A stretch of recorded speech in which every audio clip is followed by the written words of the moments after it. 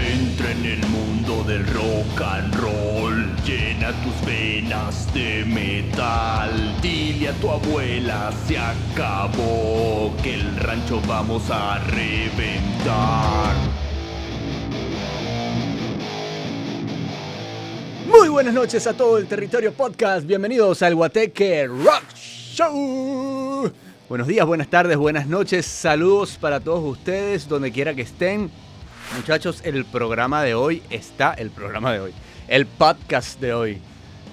Yo sigo usando mis tecnicismos de radio. El podcast de hoy está bastante interesante. Les recomiendo que desde ya se activen. Súbanle volumen, bueno, poco a poco le van subiendo volumen y van atendiendo al llamado del Guateque Rock Show, episodio número 12. Mi nombre es Stanish, gracias por estar acá, gracias a los nuevos seguidores, una semana más y esperamos seguir todo el año por lo menos, mínimo todo el año. Así que bueno, hoy ya vieron el título de este podcast del episodio 12, es prudente que nosotros comencemos este podcast de esta manera.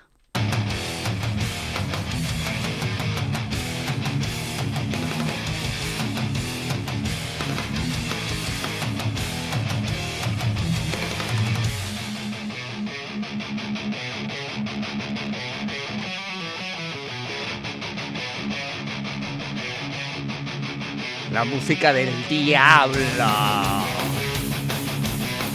O algo así. Este suena más a death metal.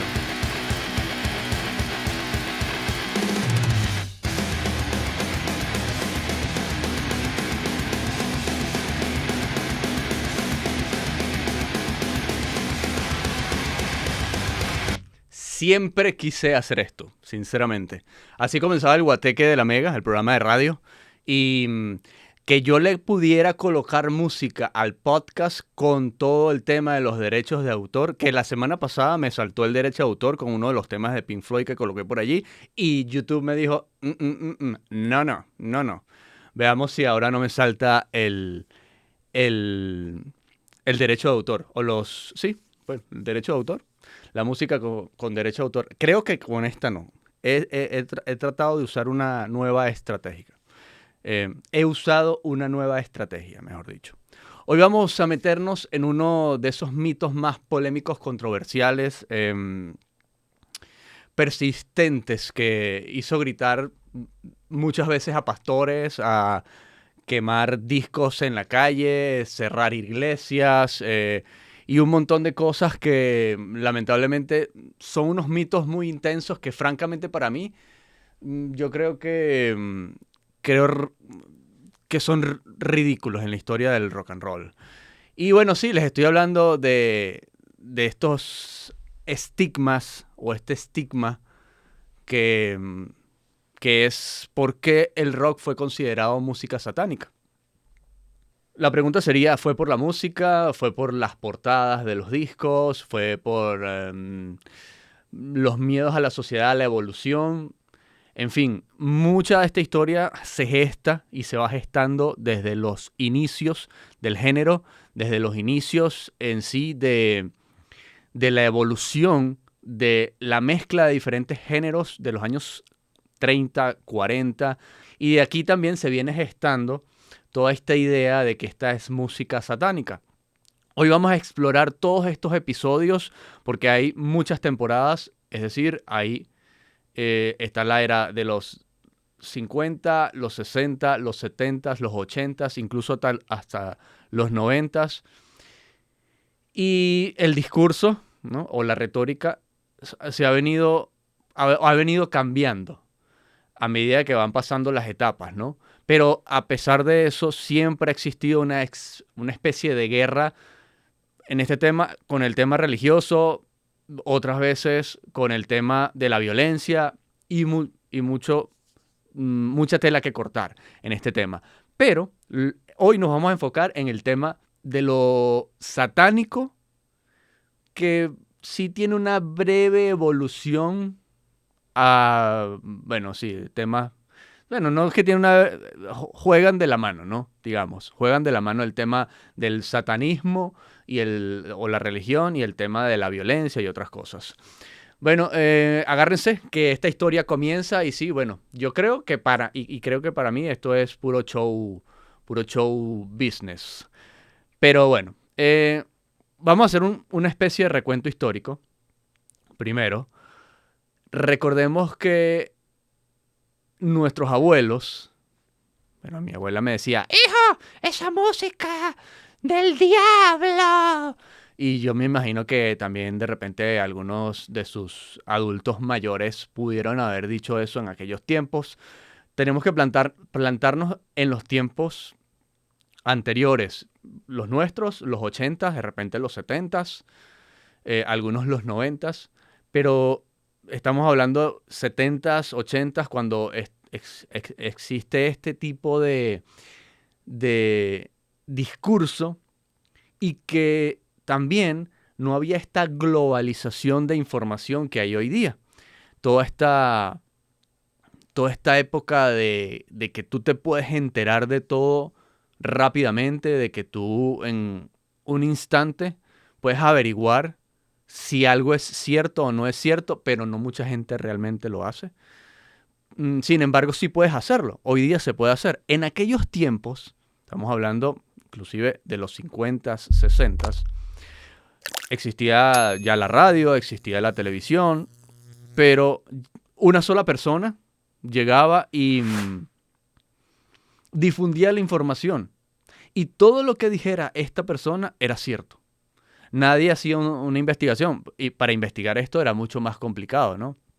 Entonces, plantémonos en esa idea, ¿no? De que en aquellos tiempos la información era mucho menos verificable y era mucho más difícil verificarla que en estos tiempos. ¿Ok? Entonces de ahí nos trasladamos a los años 50 y nos hacemos una pregunta. ¿Por qué el rock fue y a veces es considerado música satánica? Y en este tema quiero que ustedes también se incluyan y se metan aquí en los comentarios y agreguen también sus puntos de vista. Y además de los datos que yo les voy a dar hoy, de cómo se vino gestando esto y algunas cosas particulares que pudieron ocurrir, digamos que las más mediáticas, porque este tema tiene muchas aristas, las más mediáticas, ustedes agreguen también sus comentarios aquí y aporten a la comunidad, porque la idea es que esta comunidad siga creciendo de esta manera, ¿no? De que todos aportemos a ella. Entonces vamos a ir respondiéndonos a esta pregunta. ¿Fue solo una guerra cultural o hay algo más profundo detrás de los riffs distorsionados, letras oscuras y portadas provocadoras como en toda la historia del rock and roll? Así que preparen a la abuela porque vamos con esto. Empecemos, por ejemplo, en el año 30-40. Existía un personaje que no es este señor que está acá, que ustedes están viendo, porque este es Chuck Berry. Yo diría que este es aunque unos dicen que es Elvis Presley, el padre del rock and roll. Bueno, obviamente Elvis Presley es el que, si quiere vayan al episodio número 8, porque yo ahí hablé de los géneros, subgéneros del rock and roll y los inicios de esto, ¿no? Y del rock and roll en general y de las vertientes que fueron creando el género. Las vertientes de otros tipos de géneros musicales que crearon este género. Pero lo cierto es que sí, esto nace del blues, del gospel, del country, del rhythm and blues. Y este personaje, Chuck Berry, estuvo dentro de esta ola de los creadores del género. Pues vino Elvis Presley, que es un hombre blanco, también creció en una familia cristiano-católica y probablemente también muy conservadora. Y fue el que lo hizo famoso, el género. Sin embargo, él fue como el primero que tomaron como referencia por ser el más famoso, ¿no? No digo con esto que estos sean famosos o sean peores, sino el hecho de que, recuerden que el tema de la segregación de aquella época, el tema del racismo y todo esto, en esas épocas era mucho más complicado de lo que se pueda vivir el día de hoy. Y un negro no se le permitía ser tan expuesto o famoso como una persona blanca, ¿no? Eso está escrito en la historia, ¿no? Pero sí, antes de esto existía una figura muy importante que también ya venía gestando esta retórica del satanismo en el rock and roll, que era Robert Johnson. Se lo voy a colocar aquí, que es este señor que está aquí. Y Robert Johnson, virtuoso guitarrista, es llamado inclusive el abuelo del rock and roll, porque podía crear cosas maravillosas con la guitarra, en resumen, ¿no? Bueno, para que vean cómo se gesta digamos que las leyendas, ¿no? Lo que dice la leyenda es que además, bueno, esto no es parte de una leyenda, sino que es lo que es, ¿no? Uno de los padres del blues, realmente llamado el abuelo del rock and roll. Pero lo que dice la leyenda es que él vendió su alma al diablo en un cruce de caminos a cambio de tocar la guitarra como nadie. La leyenda nació porque Johnson, tras desaparecer unos meses, regresó tocando de forma casi sobrenatural. Pues en una época donde la música negra era vista como pecado y el mito del pacto con el diablo fue la forma perfecta de explicar su virtuosismo, ¿no? Su talento. Y de ahí se creó todo este misterio y toda esta historia. Hay muchas cosas detrás de esta historia, incluso en un cruce de Mississippi entre la 1 y la 8, cosas así, en los cuales no voy a entrar porque es como que un tema es muy fantasioso, divertido, un tema profundo que si uno lo va tocando paso a paso, sería un video y una narración pues muy llamativa. Pero más allá de eso es un simple mito. Pero lo cierto es que cuando llega Elvis Presley, este movimiento de caderas al ritmo de lo que muchos adultos llamaban la música del diablo, y pues, oh Dios, moviendo las caderas, un músico moviendo las caderas, imagínense ahorita un Bad Bunny, Lucifer. ¿Ah?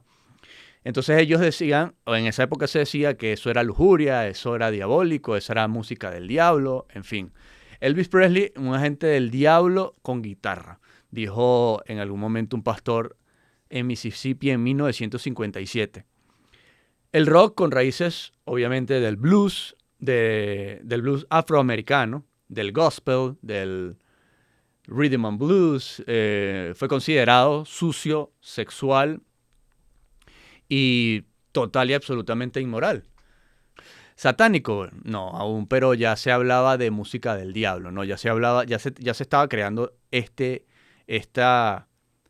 mito que hasta ahora yo creo que ya con lo impopular que se volvió de alguna forma el rock and roll, y no hablamos obviamente de la comunidad del black metal, porque digamos que esa es otra vertiente mucho más agresiva dentro de esta misma retórica.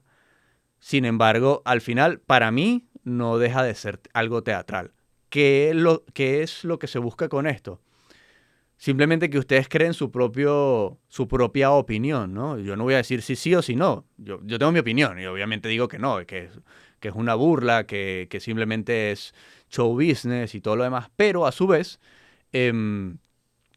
hay diferentes cosas que han ocurrido en el transcurso de todos estos años, para mí muy chistosas, sinceramente, pero que han creado este mito y que lo ha usado el sistema lo ha usado como para caerle encima a algo, ¿no? El sistema siempre busca caerle encima a algo y no ser responsable de muchas cosas de la sociedad.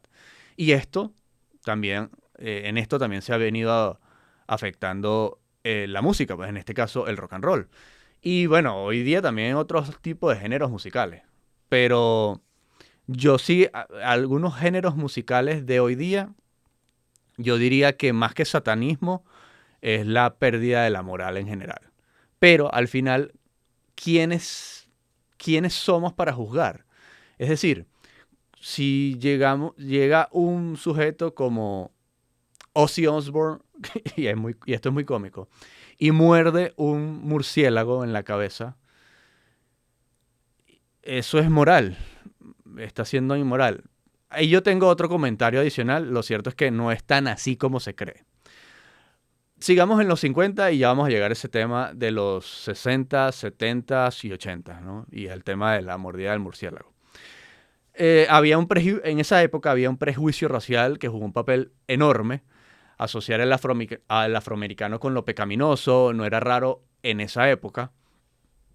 Pero también había otros elementos, como el ritmo tribal, la pasión cruda, cómo hacían la música, la sangre negra, y que siempre ha sido, digamos, no, en todo tipo de culturas, o en todo tipo, sí, de culturas, la raza negra tiende a ser esa raza que tiene, pues, sabor. Y también en esa época el poder de mover las masas. El, esa capacidad de poder mover masas a través de la música que podía tener la raza negra no le gustaba al conservador convencional, y menos a los políticos, y menos a la religión, y menos que estaba todo eso mezclado. Ojo, les voy a mostrar esto es en 1957, en el mismo año que el pastor de Mississippi dijo lo de Elvis Presley. Y esto fue también un padre que dijo esto. Vamos a verlo y ya seguimos. A verlo por aquí, ahí está. I've only seen it on television, but my own feeling is that, like a good deal of modern dancing, it is pagan in origin and in expression, and as one looks at the faces of those who are doing it, one cannot help but feel that it's having a bad spiritual and mental effect upon them. Bueno, miren cómo bailan. Yo me imagino que si este padre llega a ver a uno de estos bailes de hoy día, en las cuales agarran a la mujer y la ponen contra una pared y el tipo la monta de lado y le da unos golpecitos ahí, o un cariñito. ¿Ustedes han visto esos videos? Eso sería música, no sé, de apocalíptica. Obviamente esto no era por invocar demonios, nada por el estilo, era por invocar rebeldía. Recuerden que yo les comenté, y bueno, no es que yo lo haya comentado, es que es así, es el género en general. El rock and roll es transgresor, es un género que va en contra del sistema, sí, rebelde. Muchas de estas bandas y estos músicos que les estoy diciendo, por ejemplo, Robert Johnson pertenece al Club de los 27. Él murió en los 27 años, de manera muy trágica y extraña. Murió en los 27 años. Y Robert Johnson comenzó a tocar desde los 15 años. Y ya a los 16, 17 años era un virtuoso de la guitarra. Y bueno, pues fue aportando sus elementos para que posteriormente esto se hiciera masivo y se creara el rock and roll. Que posteriormente vino Chuck Berry, vino Elvis Presley y lo hicieron mucho más masivo. Y de en adelante la historia se va contando sola, ¿no? Y la evolución del género.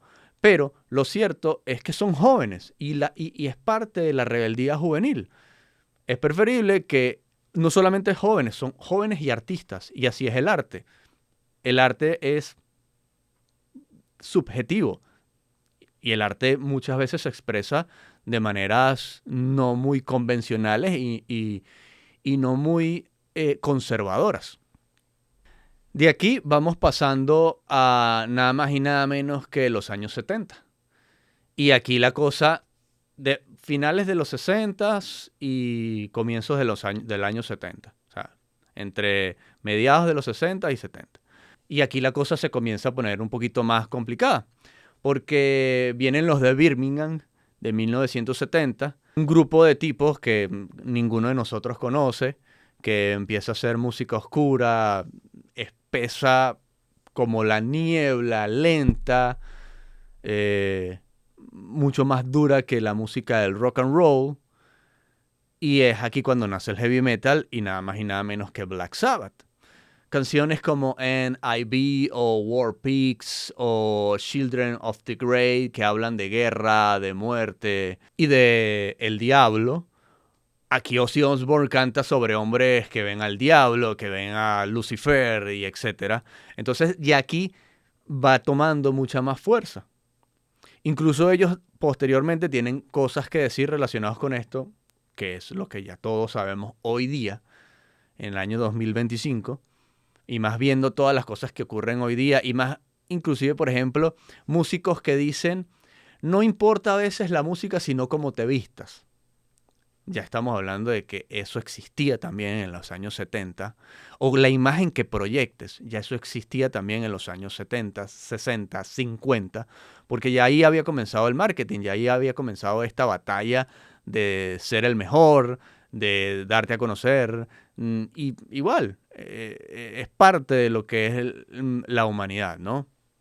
Por eso, en los 70 ya Black Sabbath se convierte en blanco perfecto, con esa estética sombría, con el nombre también, con las letras, con la imagen de los discos. Por ejemplo, aquí se puede ver la foto del álbum de Black Sabbath de 1970 y hay una historia curiosa de esto.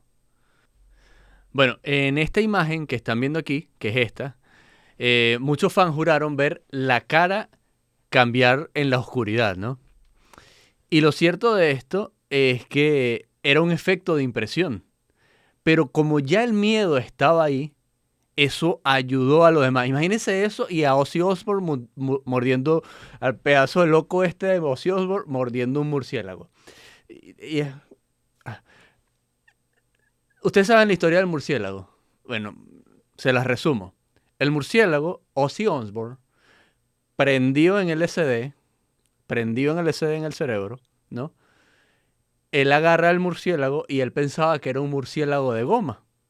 Y pues mordió a un animal real. Pero no era ni un rito satánico ni nada por el estilo. Simplemente una acción normal de una persona con estupefacientes en el cerebro. Hasta ahí. O sea, pasar de algo que está relacionado con sustancias a algo relacionado con el satanismo, hay mucho trecho. Pero siempre se puede tomar cualquier cosa para crear cualquier tipo de historia. Por ejemplo, hay una canción que es la NIB, que significa, es el significado que le dieron. O sea, mucha gente le ha dado diferentes significados. Sin embargo, los mismos integrantes de Black Sabbath han dicho su versión, que es como Nativity in Black, como natividad en negro. Es como una frase que se refiere a una supuesta traducción de este tipo de NIB de la banda Black Sabbath, que se cree que se refiere a la barba de Bill Ward. Y esto lo dijo Geezer Butler. Dijo, no éramos satánicos, usábamos la oscuridad o lo oscuro para hablar de lo que la sociedad evitaba. Entonces la pregunta es esta. ¿Estaban promoviendo el satanismo? No, exactamente. Estaban era usando el miedo como estética. Lo oculto vendía en ese momento, generaba atención y escandalizaban a todos los demás. Todo lo escandaloso, lo oculto vendía en ese entonces, y creo que todavía toda la historia lo oculto ha vendido demasiado. Generaba mucha atención, sigue generando atención, y escandalizaban a los padres. ¿Quiénes eran los músicos en ese momento? Eran jóvenes. ¿Qué busca el joven por lo general? Por lo general, sea rebelde o no rebelde, llamar la atención y escandalizar a los padres. A los adultos en este caso también. Bueno, obviamente los padres, ¿no? La mayoría de los padres son adultos. Eso simplemente era puro y crudo rock and roll y heavy metal. Esa es la historia de ese episodio con Black Sabbath. Y han ocurrido miles y miles de anécdotas con esto para hacer un documental. Si ustedes quieren, acá abajo podemos hacer un documental de esto bien organizado con varias cosas. Aquí yo lo que estoy es saltando ideas y tratando de recorrer de la manera más ordenada las fechas y digamos que los episodios más llamativos que hicieron y que gestaron a esta retórica de que el rock and roll es satánico, ¿no? En los mismos años 70 había un amor intenso sobre todo en Inglaterra, sobre todo con la música de Led Zeppelin y Black Sabbath, con el tema del ocultismo. Y aquí pasamos a que este es otro muy, muy, muy importante en esta historia, ¿no? Que es nada más y nada menos que Led Zeppelin. Y está este señor, que este señor es parte de la historia gracias también a Jimmy Page y el amor, ¿no?, que tenía Jimmy Page hacia el ocultista Aleister Crowley, que lo voy a colocar, voy a ver si lo consigo. Tengo tanta información aquí, tantas cosas que, se me pierde. Es este que está aquí. Ahí lo ven. Este con esta cruz aquí, que es satánica, cruz satánica. Un ocultista, ahí, bueno, estaba de joven. Si ustedes ven las fotos de más adulto, parece más loco, ¿no? Pero lo cierto es eso, lo cierto es que, bueno, nada, él tenía sus ideas, sus ideales. Jimmy Page se sentía muy atraído hacia este ocultista británico que era el más famoso del siglo XX. Y, bueno, compró su mansión. Él compra la mansión y hay mucha historia. Pueden ver muchos videos también acá en YouTube o en YouTube, porque esto se puede escuchar en muchas plataformas, pero en YouTube ustedes pueden, que por cierto, hago un breve inciso acá, pueden escucharnos o vernos en Spotify, Apple Podcast, Google Podcast ya no existe, y Amazon Music, para que sepan, o en YouTube. Ahí están todas las plataformas donde pueden escuchar o ver este podcast. Bueno, compró la mansión y es increíble porque esta mansión tiene también muchas historias satánicas y etcétera, muchos mitos. Usaba símbolos mágicos en sus discos. Muchos de los símbolos que ustedes pueden ver en los discos de Led Zeppelin, que podemos hacer un podcast nada más de esos símbolos, ¿no? O digamos un video tipo documental. Y nunca explicaba nada al final. Era mucho ocultismo también. Crowley hablaba del poder de la voluntad y eso me inspiraba. Eso fue lo que dijo Jimmy Page, simple y sencillo. Eso bastó para que dijeran que Led Zeppelin hacía rituales en vivo, pruebas. De esto, ninguna. No hay ningún tipo de pruebas, pero cuando no explicas algo, se permite que cualquier persona pueda dar su interpretación a cualquier cosa a su propia manera. Voy a mostrarles aquí, esta es la casa. Aquí está. Esta es la casa que compró Jimmy Page y esta es la casa de Crowley. Mr. Crowley. Pam, pam, pam, pam. ¿Has escuchado eso? Después se los explico. Yo sé que ustedes lo han escuchado. Incluso mandó a grabar uno de sus vinilos. Esta es buena, que no me recordaba. En uno de sus vinilos, una inscripción de Crowley que decía: haz lo que quieras, será toda ley. O simplemente haz lo que quieras. Y bueno, nada. Con eso llamaron nada más y nada menos que a Jimmy Page, el guitarrista de Lucifer. Aunque nunca fue satánico. Ahí les dejo la casa. Vamos a pasar al siguiente tema. Pero este es más trágico todavía porque obviamente ya el tema mediático era mucho más amplio. Hubo mucha locura juvenil, de verdad, en los 80s. Había mucha... se expresó la rebeldía de manera, creo que excesivamente inmadura. En los 70s, la cosa fue más que todo el exceso de sustancias. Muchas sustancias, como a final de 69 con el Woodstock, los hippies y todo esto. Pero ya cuando se mete en los 80s, hay como que mucha destrucción. Ustedes vieron la película de Mötley Crüe. Y esa misma historia pasaba con Twisted Sister, con Guns N' Roses. Yo creo que, no sé, hubo un cúmulo de cosas que llevaron a esa etapa de la historia del rock and roll y a que la imagen que se proyectara con el glam metal fuera como que muy inmadura. Pero fue también divertida. Vuelvo y repito, es un show, es el show business de la música. Al final termina siendo música, rock and roll, heavy metal, etc. Acá en Estados Unidos ocurrió algo muy curioso que se conoce como el pánico satánico. Iglesias, gobiernos, los medios de comunicación, una locura, todavía siguen siendo una locura. Hasta tribunales aseguraban que el rock y el metal escondían mensajes satánicos. ¿Recuerdan aquello de que se escuchaba de reversa y se escuchaba de reversa, entonces escuchaba mata a tu abuela, tu mamá, porque la canción era, no sé, Stairway to Heaven, entonces llevaba cosas así, ¿no? Eso se llama backmasking y eso, bueno, llegó hasta los tribunales, llegó hasta el Senado y eso fue una locura, ¿no? Por ejemplo, las iglesias decían que Judas Priest, AC/DC, Iron Maiden escondían mensajes demoníacos en sus canciones, inclusive Judas Priest fueron llevados a juicio, que eso es una historia muy ruda, llevados a juicio porque dos jóvenes se suicidaron. Y supuestamente tras escuchar estas canciones, voy a mostrarles este. No sé si pueda mostrar el video porque puede ser, esto está muy censurado en internet, en YouTube está muy censurado. Pero, bueno, voy a ponerlo en silencio. Espero no tener problemas. De todas maneras, cuando yo lo monte, como me pasó con lo de Led Zeppelin en el episodio pasado, yo puedo modificarlo. Pero el video sí puede tener algún problema. Lo cierto es esto. Vean, lo voy a poner aquí. Play. Ajá. Entonces, el caso fue este. Ahí está.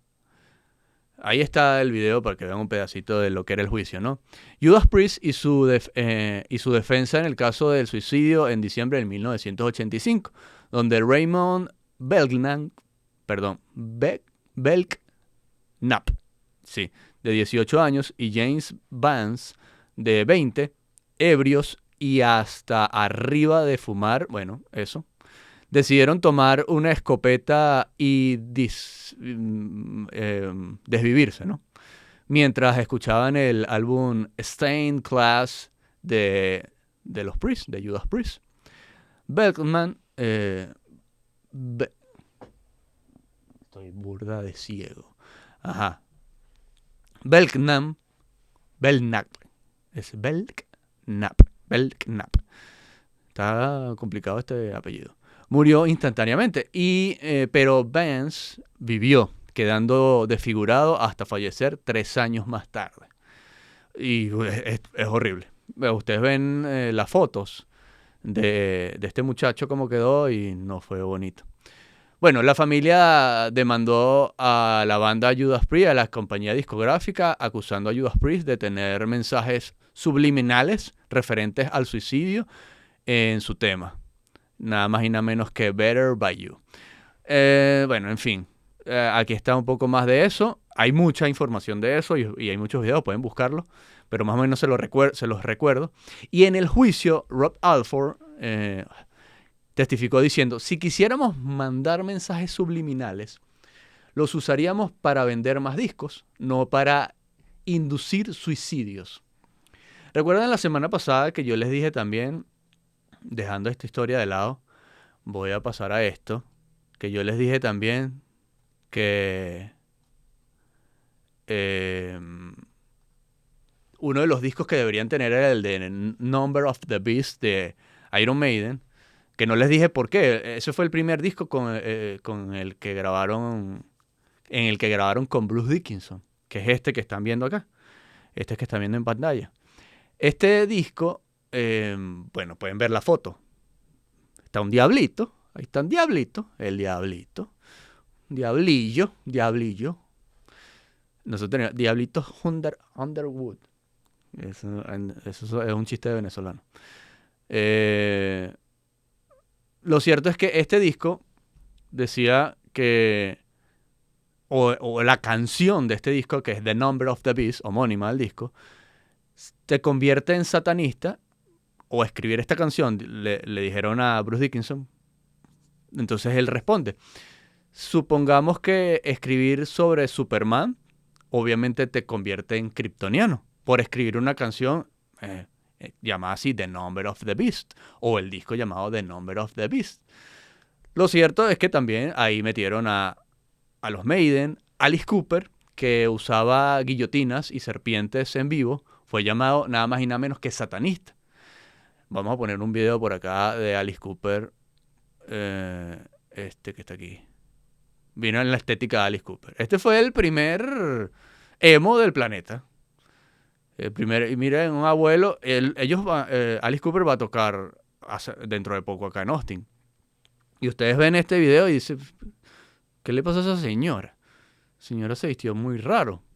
Pero no, era un satánico. Entonces me decían adorador del diablo solo porque estaba haciendo un show. Es un show. Así mismo, Alice Cooper. Bueno, ahí está el video de Alice Cooper. La señora que se volvió loca.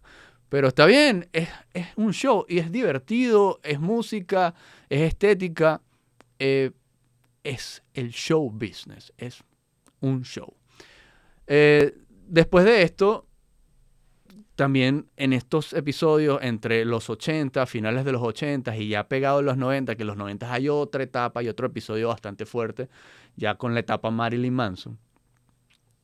Slayer sacaba discos como Hell Awaits o South of Heaven, tocando en el infierno como si fuera un escenario más, y vendían miles y millones de discos con esta simple estética, la mano cornuta, que la hizo muy famosa Ronnie James Dio, de Black Sabbath también. Y bueno, ¿qué pasó con todas estas historias? Nada fue probado, pero el daño ya estaba hecho. Les repito, estamos hablando desde los 30, con Robert Johnson, pasando con Elvis Presley, pasando con los Black Sabbath y Led Zeppelin. Y en todas esas historias van incluidas y se van metiendo en este libro de que el rock es satánico todas las bandas de todas esas épocas. Ahí metemos a los Doors, ahí metemos a otras bandas también de los 60, 70 que, imagínense, no, escuchar la música de Pink Floyd te lleva al estado astral de la última paila del infierno. Sí, porque ya Pink Floyd es otra cosa, ¿no? Pero bueno, nada. Lo cierto es que siempre se ha relacionado el rock and roll y siempre hay que echarle la culpa a alguien, ¿no? En este caso siempre se lo han echado al rock and roll. Quedó marcado como música del diablo, simple. Incluso cuando muchas bandas solo buscaban provocar, denunciar lo que justamente estaba mal en la sociedad.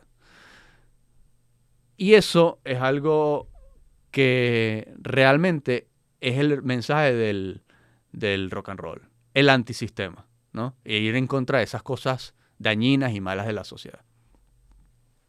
Hay una anécdota que la conseguí buscando información para todo esto y la quise agregar a esto, porque estaba comentando al principio del podcast que está el tema del satanismo, pero también está relacionado con el tema de la violencia, o lo quisieron relacionar con temas del mundo en general y se lo quisieron achacar al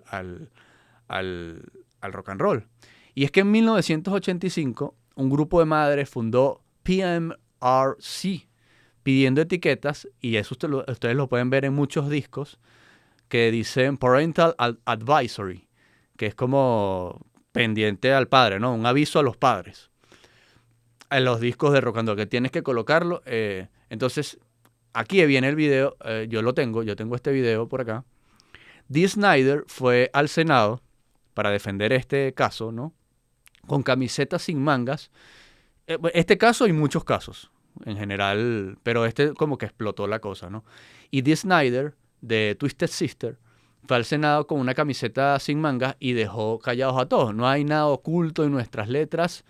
Si no entienden, léanlas. Dee Snider dijo. Vean, voy a ponerles acá. Este es el video de la entrada de Dee Snider al Senado. Aquí está.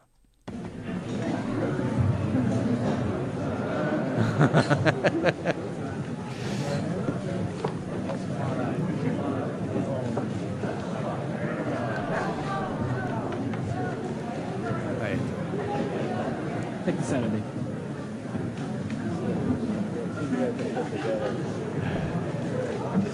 Take the center.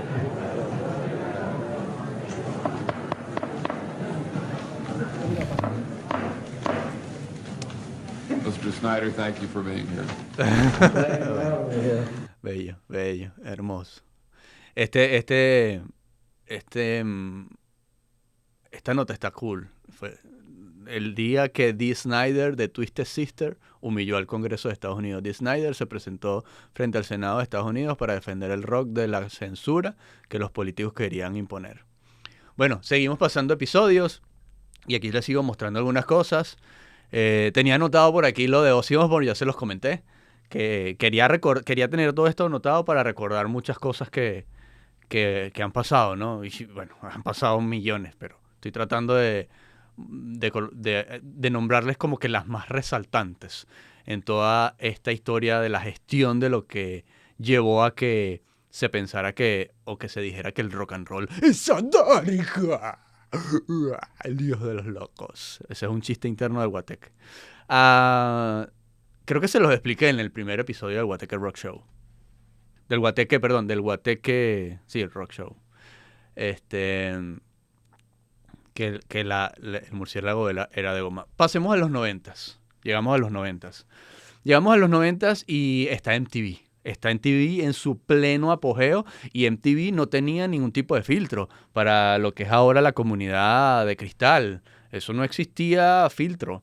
Por ejemplo, pasaban canciones como la de Molotov del disco Donde Jugarán las Niñas, o todos los videos de Marilyn Manson crucificado y rompiendo Biblias, y eso lo pasaban en televisión abierta, o sea, no era televisión por cable, y sin ningún tipo de censura, y ensangrentado, y la histeria satánica resucitó nuevamente con Marilyn Manson. Pero Marilyn Manson, pues, es una figura de la cultura pop súper importante, diría yo, que marcó una etapa muy importante de los 90, ¿no? Manson se convirtió en el nuevo chivo expiatorio. Como lo hizo Black Sabbath por allá en los 60, 70, lo hizo Marilyn Manson también en los 90. Lo acusaron hasta del tiroteo de Columbine. Hay un documental muy importante, ya les voy a colocar un pedazo por allí, pero no tenía nada que ver con esto. Y su estética nada más gótica, su mensaje anticlerical y su teatralidad lo convirtieron en blanco perfecto para que sea el nuevo, la nueva figura del satanismo de la música y de la pérdida de valores de la sociedad en los Estados Unidos. Y no sé, yo creo que la mayoría de las veces es acá en Estados Unidos, ¿no? Entonces, en una entrevista en MTV, Manson dijo: no soy satánico, soy un artista, la religión teme al arte porque el arte cuestiona y cuestionar es peligroso para quienes quieren controlar todo. No soy satánico, soy un espejo reflejo de lo que la sociedad esconde, dice Marilyn Manson. Y aquí yo les voy a colocar. Bueno, ya como les comenté, lo culparon y yo siento que al culparlo, un breve inciso acá, al culparlo sin tener ningún tipo de pruebas, porque supuestamente promovió la violencia, eso sí da miedo. Porque yo vengo de un país que meten a la gente presa porque simplemente dice que el gobierno o que el dictador de turno está haciéndole daño a la población y, en fin, todos los males que puedan ocurrir en la sociedad de mi país. Y por simplemente decir eso, te meten preso. Y entonces, por simplemente tú ser una persona que hace música, que te pintas el cabello, que gritas y andas en hilos encima de una tarima, eres culpable de que unos jóvenes desvivieran a muchos jóvenes y a profesores con armas que tú no usas o que no promueves o que no vendes o no permites, porque eso lo permite es el gobierno. Las armas las permite el gobierno, no lo permite el músico que hace, no sé, cualquier tipo de canción de black metal, ¿no? Las armas las permite el gobierno. En fin. Entonces lo cierto es que al final eso sí da miedo, ¿no? Que sea acusado. Eso sí asusta. No voy a negar, de repente ves a un video de Marilyn Manson y sí, da miedo, pero es la estética, es la manera de expresar su arte. Y este video Aquí está el video de Columbine, se llama así, el documental se llama Bowling for Columbine, eso fue en el año 2002. Y aquí se los dejo, es este que está aquí. Voy a abrirlo y aquí está, está traducido. When I was a kid growing up, music was the escape. That's the only thing that had no judgments. You know, you can put on a record and it's not going to yell at you for dressing the way you do. It's going to make you feel better about it. Mm-hmm. Some will be so proud. Bueno, se dan cuenta, ¿no? Que por criticar la religión eres satánico, ¿no? O simplemente cuestionar el poder. Y lo digo desde un punto de vista de una persona que es cristiano católica y practicante. Yo soy creyente totalmente y practicante todos los domingos a la iglesia con mi familia. Es los valores que le inculco a mi hija. Y también estoy en desacuerdo de muchas cosas que han sucedido. Millones de cosas que han sucedido dentro de la iglesia. Eso no me hace a mí perder mi fe. Y asimismo es básicamente lo que dice Marilyn Manson también. Es decir, en los episodios de los 90 y en estos días estaba viendo un podcast en el cual estaban entrevistando a un padre. Y el padre, sin ningún tipo de tapujo, le preguntaron por el hecho de la relación de la iglesia y los temas de los abusos, ¿no? Y el padre respondió sin ningún tipo de tapujo y nunca desmintió esta situación. Entonces eso estaba sucediendo y hay muchas personas que pueden estar en desacuerdo con una institución, sea lo que sea, religiosa o no, y es el derecho a la libertad de expresión. Entonces, esto también fue parte de esta polémica, de la controversia de todo esto del satanismo. Y aquí es donde nos preguntamos, ¿realmente es satanismo o es marketing? Estas vestimentas, estas pinturas, estas letras, estos mensajes o estas portadas de discos, carátulas de discos, en fin.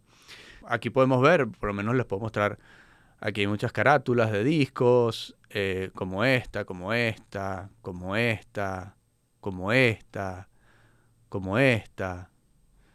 Lo que muchas bandas hicieron mi resumen no es adorar al diablo, sino usarlo como símbolo.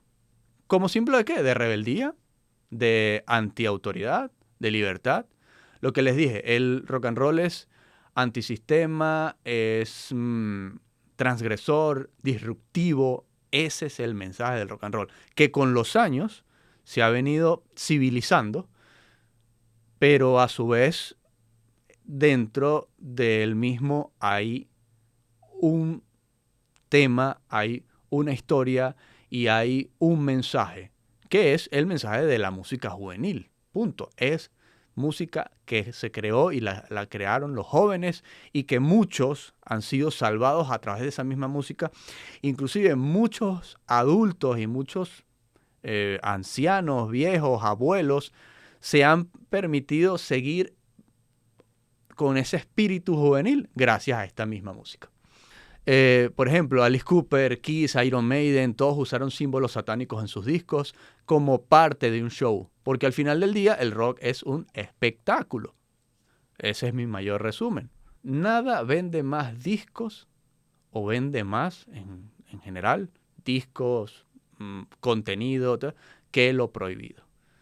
Si no, vean, por ejemplo, youtubers muy importantes que lo que hacen es difundir o hacer contenido de cosas muy prohibidas y tal. Millones de seguidores y así mismo, ¿no? Millones de seguidores, mucho dinero y tal. No puedes asustar a nadie con flores, pero sí puedes hacerlo con una serpiente y una guillotina. Eso es rock. Eso lo dijo nada más y nada menos que Alice Cooper. Hay un mensaje que dejó Gene Simmons. Gene Simmons siempre se ha mostrado como esa figura empresaria que sabe cómo funciona el show business y la verdad es que sí lo sabe hacer. Además es una persona que tiene mucho dinero y lo ha hecho a través de la música y que la música lo ha llevado a que, bueno, esa imagen, a que también la pueda proyectar a través de sus negocios o que sus negocios puedan ser o sus negocios puedan proyectarse a través de su propia imagen. Entonces, él decía, nos llamaban Knights in Satan's Service. Y él dice, yo pensaba simplemente en vender discos. Entonces, al final es eso. Al final todo se resume en eso. Es parte de un show, es parte del show business. Y una cosa muy importante. En estos días estaba viendo que hay una serie en Netflix que se llama The Good Nurse. El buen enfermero. The Good Nurse. The Good Nurse. El buen enfermero. Búsquenla, la vi y me quedé impactado porque además de, no solamente ahí está la película, sino que también está la serie. Entonces, en esta serie se muestra este enfermero matando a sus pacientes. Les inyectaba unas sustancias en los líquidos que les colocaban a los pacientes y pues el paciente moría y después decían, ¿pero por qué? ¿Por qué muere? ¿Y qué pasó? No solo pasó eso, sino que se enteraban en los hospitales. Mucha gente los denunciaba, empezaron a unir cabos y se daban cuenta que todo sucedía en las guardias de este enfermero. Los hospitales como que se enteraban, hacían ciertas investigaciones bajo cuerda, tras bambalinas, no daban la información, botaban al enfermero y el enfermero iba de hospital en hospital. Entonces, ¿qué quiero decir con esto? El diablo no está en todas partes, en todos los ámbitos, en todas las profesiones y hasta el que se vista más bonito, el que se viste mejor, puede llevar consigo un diablo, ¿no? Entonces no es porque si quisiera ser el diablo, prefiero mostrarme de manera muy hermosa, ¿no? De manera muy bonita. Y al final engaño a todos los demás, porque si me muestro como soy el diablo, soy malo, al final simplemente lo que estoy haciendo es el ridículo, porque al final no voy a hacer ningún tipo de cambio. El cambio lo hago si la gente me comienza a creer y no me cree un loco, ¿no? ¿El rock es satánico? Mi resumen, no. Fue o es teatro, crítica al sistema, antisistema, a todas las cosas malas que pueden existir y a todas las cosas que fallan dentro de las cosas buenas. Es catarsis, es reventarse el techo con buena música pesada o suave o de amor rockero o lo que sea, pero es música, es catarsis, es ayudarte a que drene y salga de ti tu adrenalina y la brotes y que disfrutes el arte de la música. Y sobre todo, el rock siempre ha sido libre. Y eso es una de las partes importantes de lo que ha sido el rock. Y ahí es donde vienen todos otros temas que entran aquí, como son el tema de los controles de disquera, los controles de la libertad de expresión y todo esto, porque el rock es distinto, el rock es libre y siempre ha sido libre. Entonces, aquí queda este capítulo, muchachos. Yo creo que, bueno, tengo algunas cositas. Lo que quería comentar, unas cositas que quedaron por aquí, que las tomé como nota y que están dentro de esto. La música no corrompe. Lo que corrompe es no dejar pensar. O sea, no dejar pensar a la gente. Frank Zappa. El verdadero demonio era el miedo al cambio. Y el rock, con todas sus guitarras y gritos, fue la banda sonora de ese cambio. Así que yo voy a ser sincero, yo soy muy conservador. Pero conservador en los valores que nos hacen no dañarnos como sociedad los unos a los otros. No conservador en el tema del arte, menos en el tema de la música.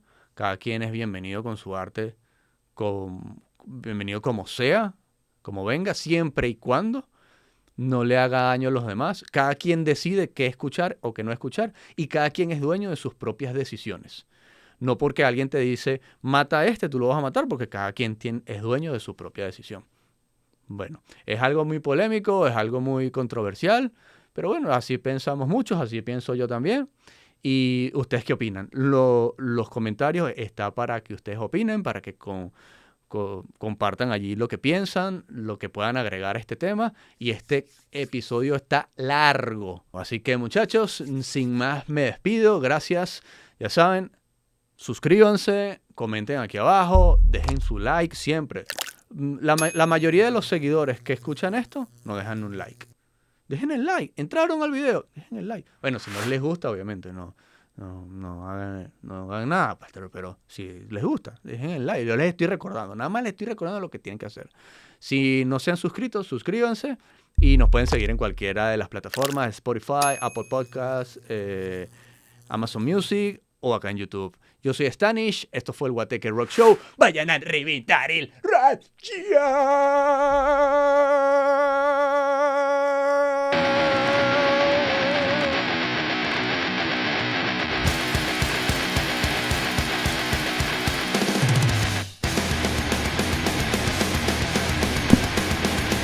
Chao, che.